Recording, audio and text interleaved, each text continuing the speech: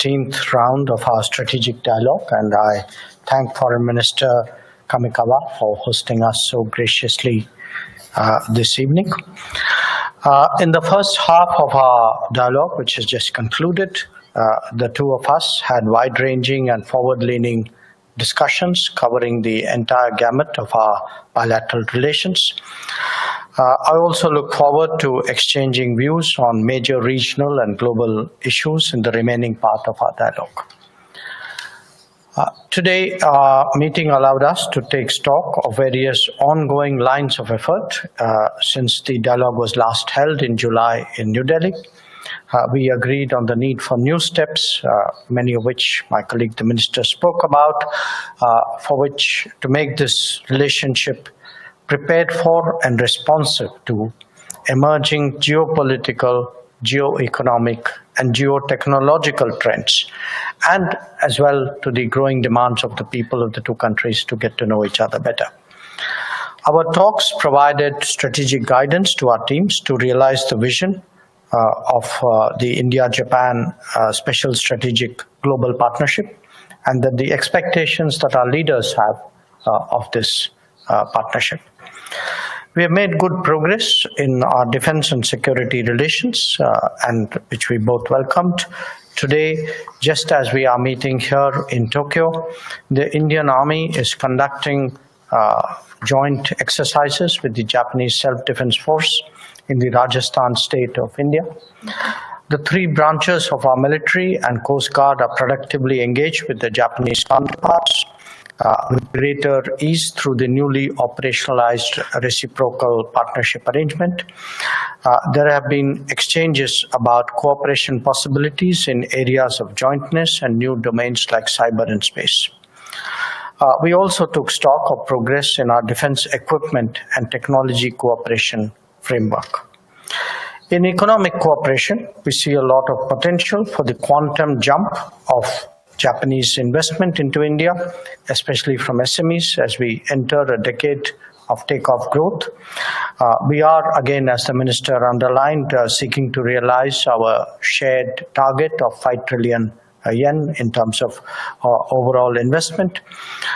Government of India remains committed to the continuous improvement in our infrastructure environment, and I underlined the importance we attach to the timely execution of flagship projects like the Mumbai-Ahmedabad high-speed railway, which is India's first Shinkansen project. We welcome Japan's development role in India's Northeast, which will be crucial in transforming the connectivity and industrial landscape of that region, which will benefit not only our two countries, but also other countries in the neighborhood through a network of forward and backward linkages. We further agreed to explore coordinated development partnership initiatives by our agencies in third countries.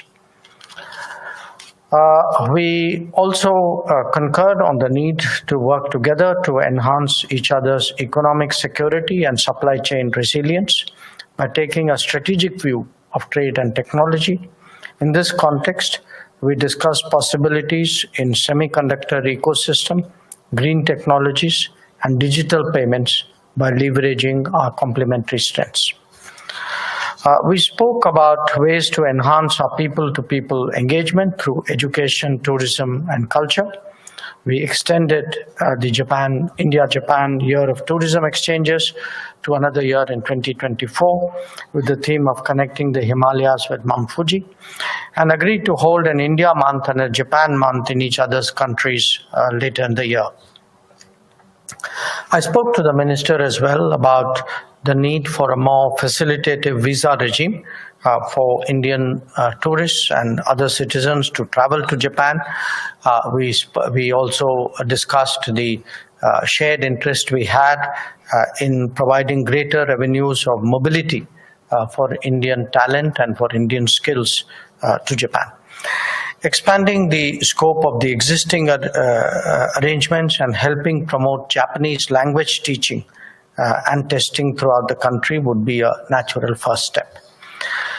India and Japan, as two major Indo-Pacific nations sharing values, history, and interests, have an abiding stake in the peace, security, and prosperity of our region, and are ready to play a responsible role commensurate to the needs of our times. Whether it is the development aspirations of the Global South or the reform of institutions and mechanisms of global government, or fighting transnational crimes or defending against disruptions to supply chains, cooperation between India and Japan has a world of possibilities. I look forward to discussing these matters with Foreign Minister Kamikawa in the latter part of our discussion. Let me once again thank her for her courtesy, hospitality, and leadership for this round of the dialogue, which has been very productive. I look forward to receiving her in India for the next 2+2 ministerial dialogue. Thank you once again.